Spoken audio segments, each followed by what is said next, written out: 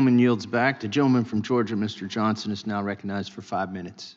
Thank you, Mr. Chairman, and Assistant Attorney General Cantor, thank you for being here today and for your testimony and for your work on behalf of the American people.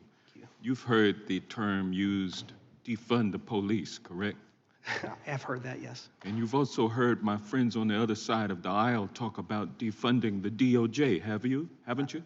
I have heard that from time to time. And recently you testified that the Antitrust Division has almost 400 fewer employees than it did in 1979, despite its mandate, which is to police an economy where the rich and the powerful have become more rich and powerful, and where workers have been lowballed and consumers have been paying higher prices.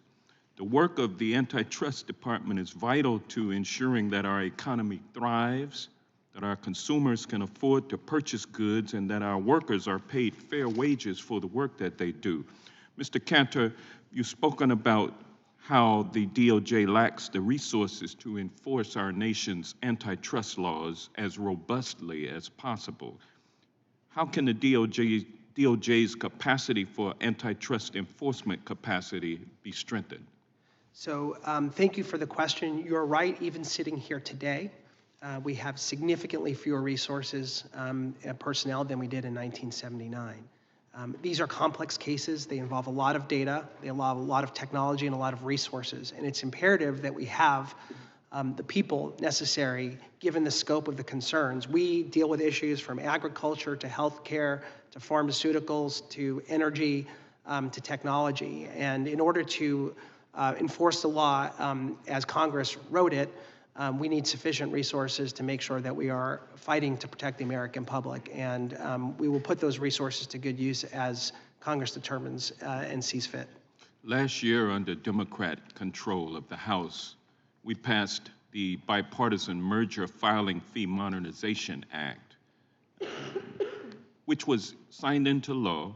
How does that bill help the DOJ improve antitrust enforcement? The Department of Justice came out in strong support of that legislation, and we're extremely grateful to the Congress and for the overwhelming bipartisan support for that legislation.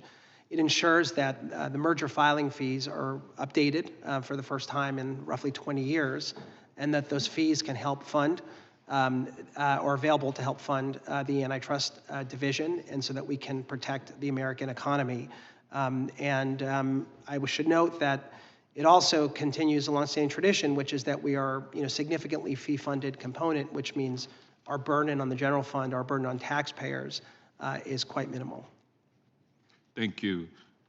Despite incessant attempts to defund your operation, you've robustly enforced our nation's antitrust laws, from opening investigations into Ticketmaster's anti-competitive conduct and pursuing litigation against Google's monopoly in online search and online advertising.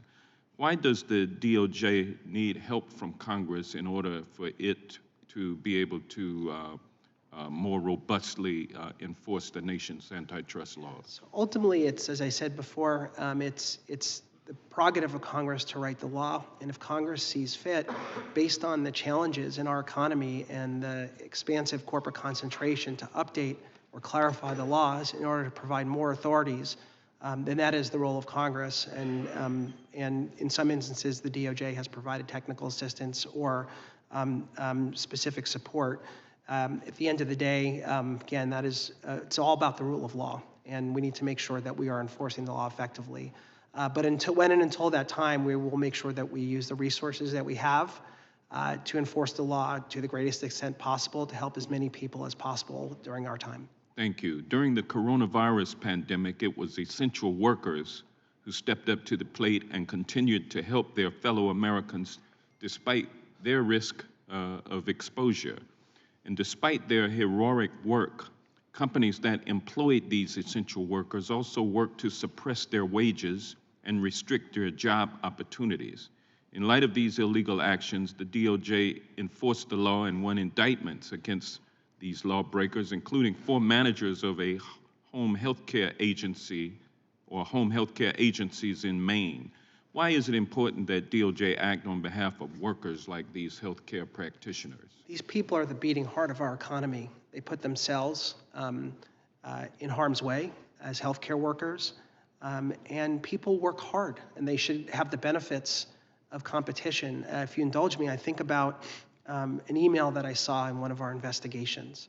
This was a woman who was an in-school nurse for children with special needs, who couldn't afford her own health insurance. She couldn't afford her own health care, and tried to get a better job and couldn't because of an anti-competitive agreement that prohibited her from going to another employer. These are real effects for real people, and we have an obligation to fight for them, to make sure that they are able to have the pathway to upward mobility and to earn a decent living based on their hard work. Well, thank you for your efforts, and I yield back.